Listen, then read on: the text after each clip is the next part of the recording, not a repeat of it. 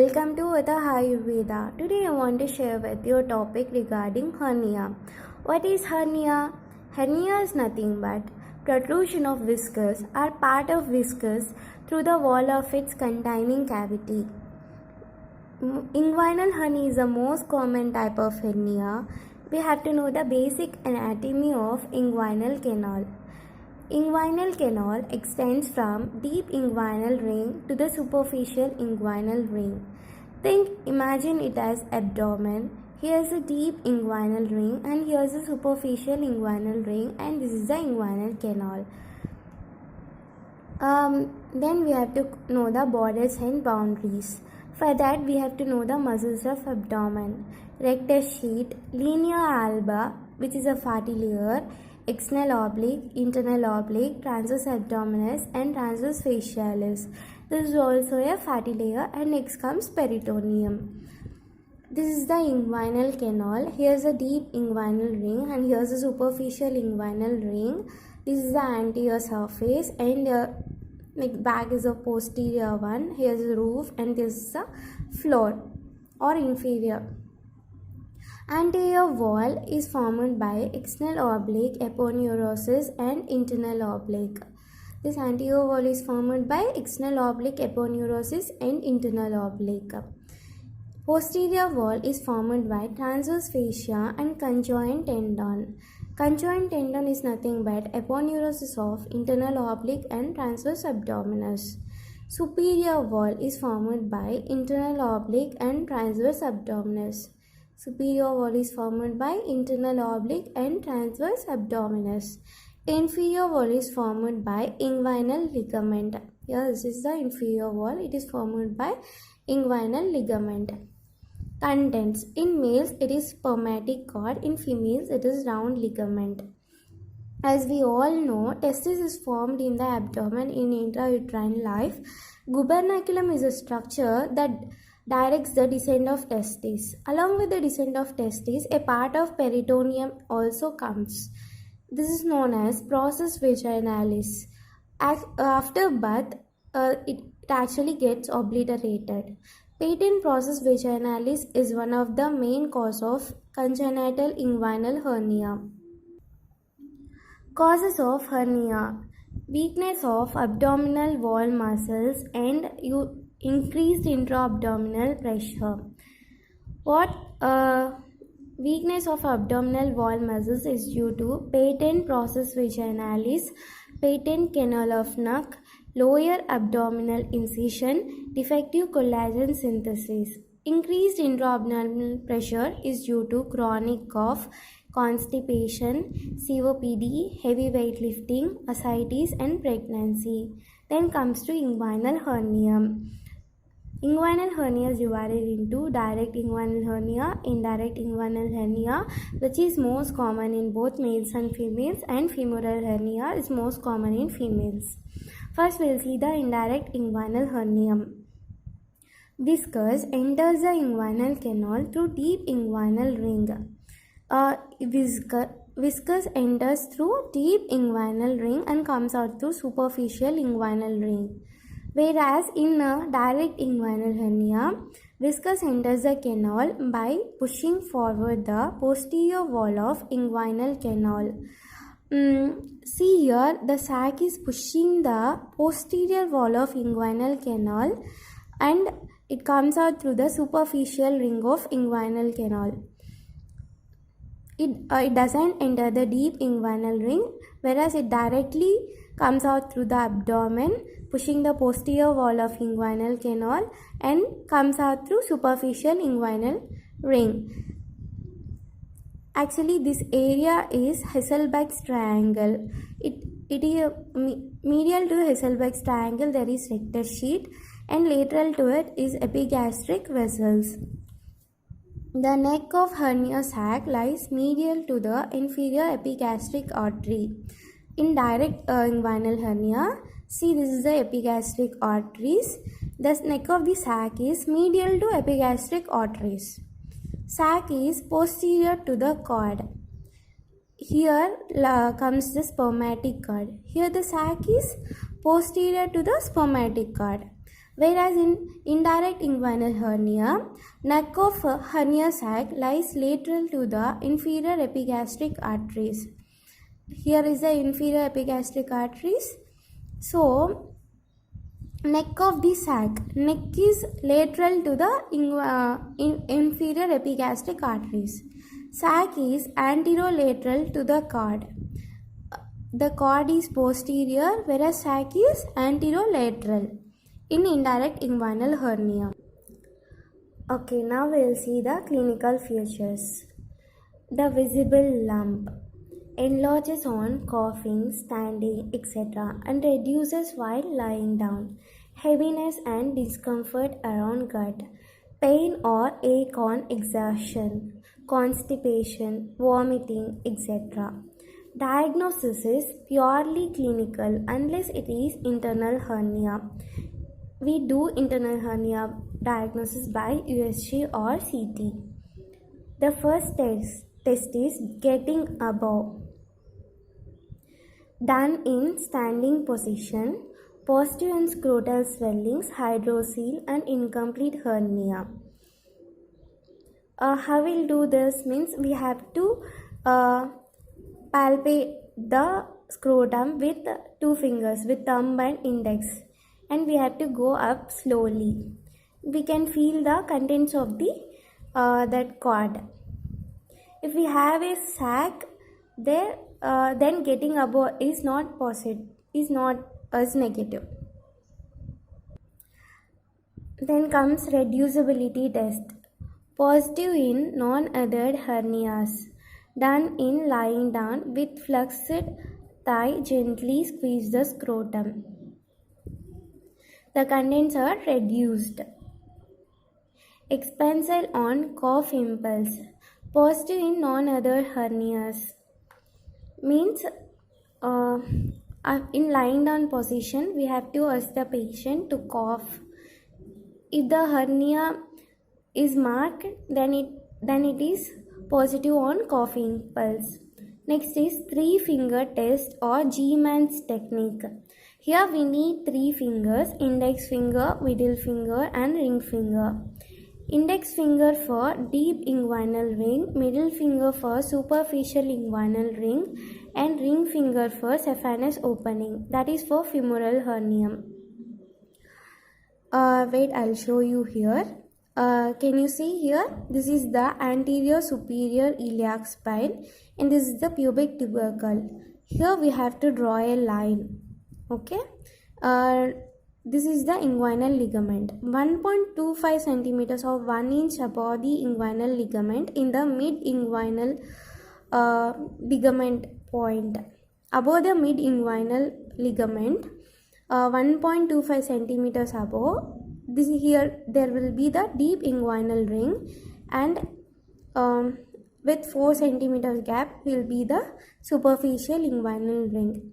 Here we have to keep the index finger, here middle finger, and below that in saphenous opening will be the ring finger. This is a 3-finger or G-Man's technique. After reducing the contents, we have to ask the patient for coughing.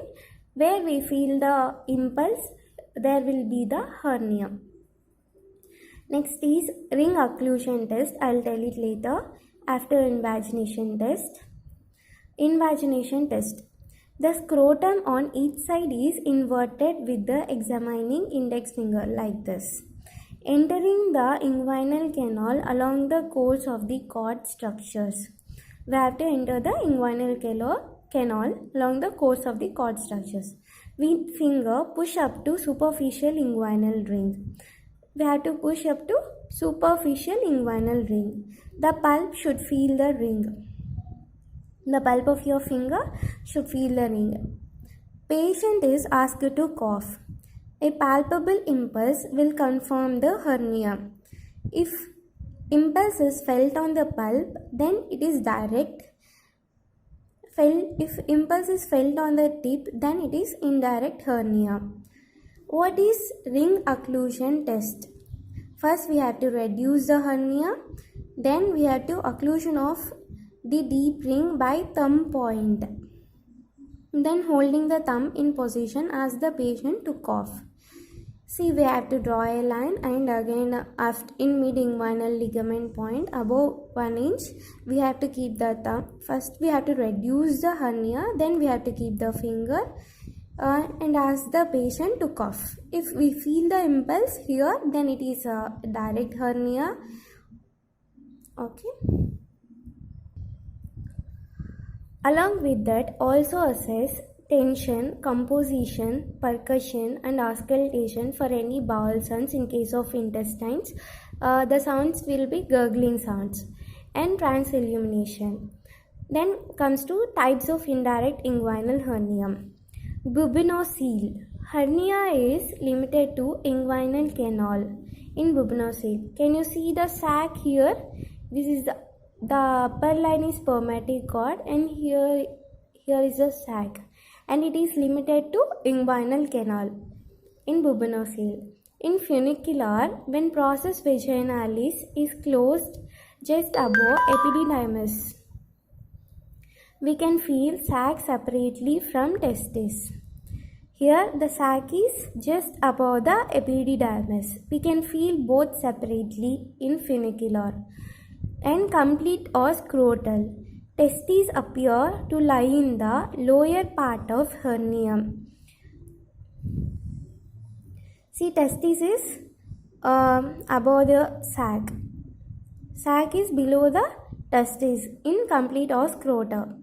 What happens in irreducible hernia is hernia cannot be reduced due to formation of adhesions between the sac and the content. Here is the sac. See, here it forms the adhesions. So it is not irreducible. It is irreducible. In carcinated hernia, hernia cannot be reduced due to presence of fecal matter in the content.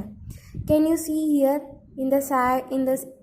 It is fecal contains fecal matter. It is not reducible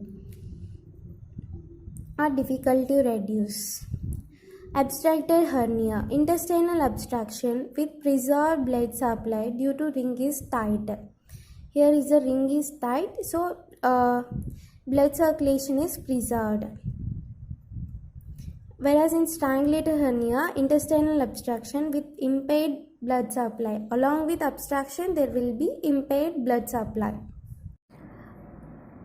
Enterocele. Enterocele contains small intestine. First part is difficult to reduce, last part is easy to reduce, and it reduces with gurgling sounds. If the content is omentum, then it is omentocele. First part is easy to reduce, last part is difficult to reduce as it is duffy. Then Litter's hernia, if the content is Meckel's diverticulum. Amyant's hernia, if the content is appendix. Strangulated hernia, intestinal obstruction with impaired vascular supply of bowel. Here, there is obstruction as well as impairment of blood supply. Signs and symptoms of intestinal obstruction. Sudden pain over hernia followed by generalized pain. On examination, hernia is tense and extremely tender. Discoloration of the skin, either reddish or bluish tinge. No cough impulse. Use of mesh is contraindicated here. Now the treatment of hernia. Herniotomy.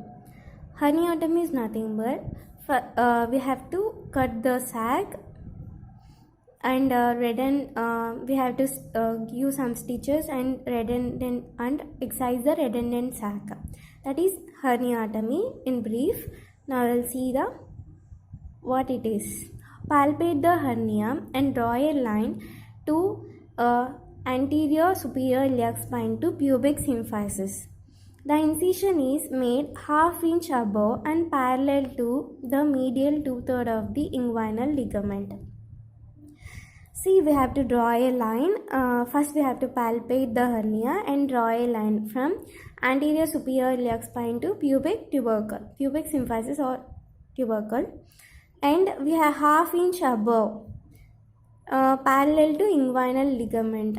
Medial 2/3 we have to give an incision. Then we have to division of subcutaneous fat. campus fascia followed by carpus fascia. Campus fascia is fatty, carpus fascia is more membranous. Incision along direction of fibers on external oblique aponeurosis. Then we have to incise along the fibers of external oblique aponeurosis. Wherever in between any arteries and veins, we have to ligate them. But we have to preserve the inguinal nerve. Isolate the sac from the cord. Open the sac at fundus. After isolation, you have to open the sac at fundus. Invert the contents back into peritoneal cavity. You have to reduce the contents back to the peritoneal cavity. Next, we have to twist the sac. Apply sutures over the sac. Excise the redundant sac. You have to twist the sac and you have to apply the sutures. And you have to excise the redundant sac. Next one is herniorrhaphy. Herniorrhaphy is nothing but herniotomy plus inguinal floor reconstruction with sutures. Whereas hernioplasty, herniotomy plus along with inguinal floor reconstruction with mesh. Types of inguinal floor reconstruction. Primary tissue repair. First one is basins and shoulders. Next is anterior tension-free repair, that is Lichtenstein repair. Laparoscopic or preperitoneal repair, that is total extraperitoneal and transabdominal preperitoneal. Let's see what is basin. Suturing of conjoint ligament with inguinal ligament along with fascia transversalis. It is also called triple layer repair. There will be increased tension and the hernia may reoccur. There will be increased chances of reoccurrence. Then what is shoulders? Double breasting of fascia transversalis. It is also called four layer repair. Next is Lichtenstein repair. Fix the mesh to the anterior rectus sheet just above the pubic tubercle. Just above the pubic tubercle, you have to fix the mesh to the anterior rectus sheet. Fix the inferior aspect of the mesh to inguinal ligament. Think it as mesh, and you have to fix the inguinal ligament inferiorly. Create artificial deep ring by overlapping the cut edges of mesh. You have to create artificial deep ring, okay, by overlapping these two edges. And superior aspect of mesh can be fixed or sutured to conjoint tendon. Superior aspect is fixed to conjoint tendon. Next one is laparoscopic hernia repair. Two types, okay. TEP, total extraperitoneal, and TAPP, transabdominal preperitoneal. TEP, it can be done by experienced surgeon. Advantage is decreased risk of bowel injury and adhesion formation. See, this is TEP. It is done in a preperitoneal space. Okay, TEP done in preperitoneal space. Disadvantage is small working space. Here will be very small working space. TAPP is preferred by beginners. Advantage is huge working space. Disadvantage is increased risk of bowel injury and adhesions. Whereas in TAPP, we perform through abdominal, so there will be increased risk of any bowel injury here. What is the advantage? Huge working space. Then complications are reoccurrence, hematoma formation, seroma formation, testicular atrophy, and any mesh related complications like contraction of mesh, erosion or infection. Femoral hernia. What is femoral hernia? Can you see here? It is the femoral sheath. Here is the femoral vein and artery and nerve. Okay. Here is a small gap here. It is femoral ring. and this is a femoral canal, and here opening will be saphenous opening. The neck of the sac in femoral hernia is below and lateral to pubic tubercle. Here will be the pubic tubercle, and it is femoral hernia is below and lateral to pubic tubercle. Most common in females, especially during pregnancy. Because in pregnancy there will be increased intra-abdominal pressure and there will be widening of this femoral ring. So there will be more chances of formation of femoral hernia. Then surgery. Surgery is 3 types of operations are performed. All these are herniorrhaphy.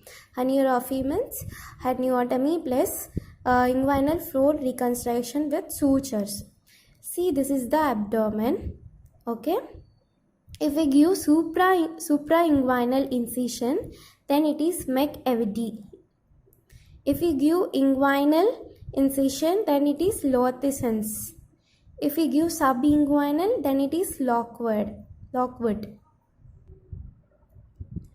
Then comes epigastric hernia. When hernia protrudes in the midline through the linea alba between xiphisternum and tilde 2 centimeters of umbilicus. Here, see, this is the abdomen. Here will be the xiphisternum. From xiphisternum to 2 centimeters around umbilicus. It is known as epigastric hernia. It mimics the peptic ulcer. Pain is referred to epigastric region. Okay, treatment is excision of pre-peritoneal fat and gap is repaired with non-absorbable sutures. If gap or defect is more than 4 centimeters, then we have to use mesh. That is about epigastric hernia. Then comes to umbilical hernia.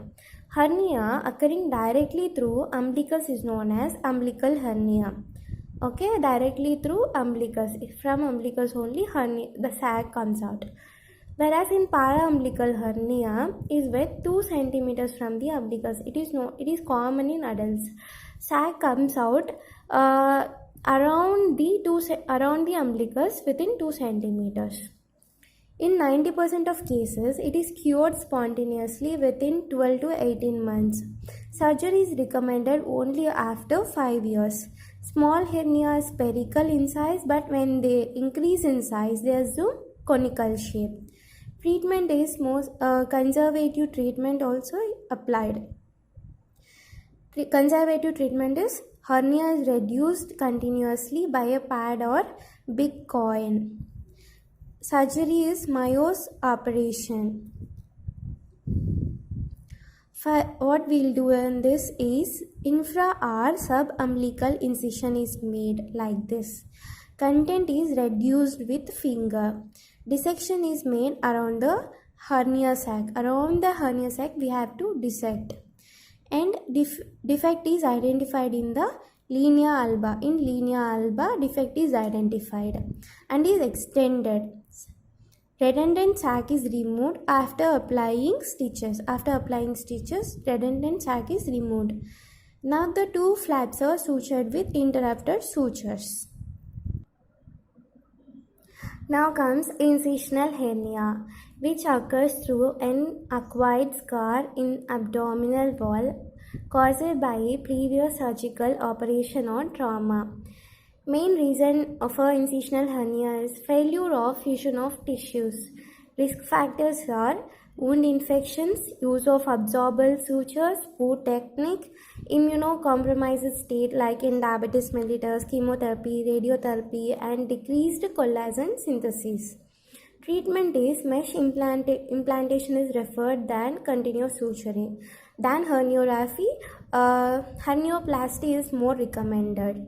Okay, then these 3 are main. There are many types of mesh implantation. In this, these 3 are main: onlay, sublay, intraperitoneal. In onlay, mesh is above the peritoneum. In sublay, mesh is below the peritoneum. In intraperitoneal, mesh is sutured in between the peritoneum. Onlay is most preferred among these 3. Thank you for watching. If you like it, please like, share and subscribe to my channel.